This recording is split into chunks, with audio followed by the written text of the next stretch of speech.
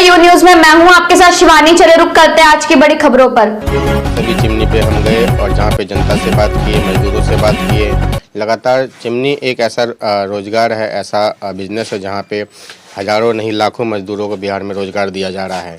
सरकार का बार बार कहना होता है कि सरकारी काम में हम लाल ईंट को नहीं यूज़ करेंगे, वाइट ईंट को यूज़ करेंगे।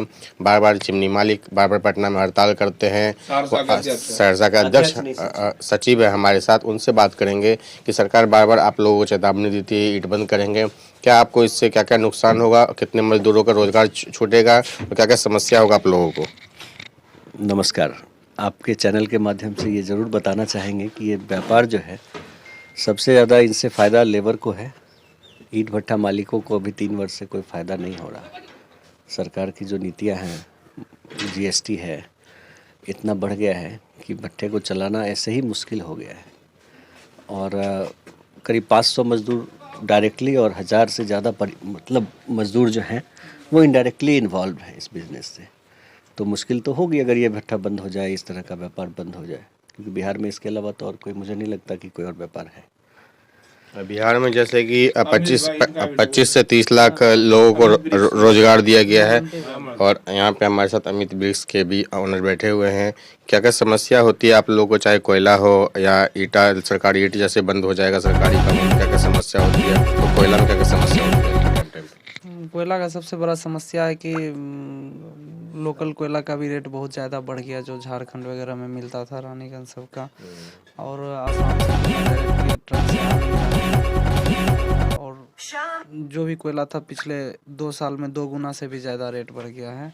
इस वजह से बस हम लोग सर्वाइव कर रहे हैं, बिजनेस में कहीं कोई बेनिफिट नहीं है। सरकार बार बार बोलती है लाल ईंट का दाम हम डिसाइड करेंगे और जो है आप लोग को क्या उसमें कुछ फ़ायदा होता है ये लाल ईंट पे?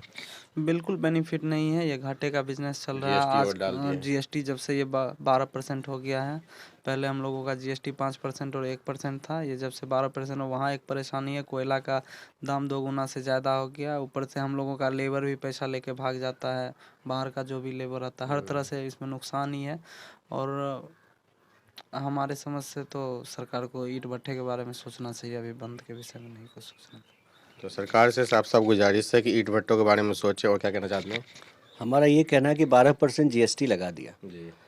एमआरपी जो भी इसका तय करेंगे उसका 12% होगा। सबसे पहली बात तो इन्होंने दर बहुत, मतलब जो भी दर है वो बहुत पहले का तय किया हुआ है।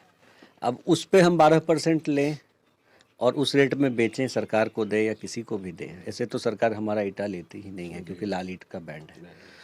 और 12% अगर जीएसटी है तो हमारा प्रॉफिट कितना होता होगा, ये तो सरकार खुद भी सोचे कि क्या हमको 12% पहले बचता है। 1 लाख में तो 12,000 सरकार के पास ही गया। 1 लाख में 12,000 सरकार के पास गया, ठीक है, 1,12,000 में 12,000 गया, तो कम से कम 88,000 में हमारा ईंट बनता होगा 1 लाख के बराबर। क्या वो हो पा रहा है? इसको तो जरा अनुमान लगाएं, थोड़ा इसके लिए कुछ वर्कआउट करे सरकार, टीम बनाए, जीएसटी को थोड़ा कम किया जाए। जीएसटी नहीं बढ़ाया जाए, लेकिन वो देखते हुए कि हमें भी कुछ बच जाए।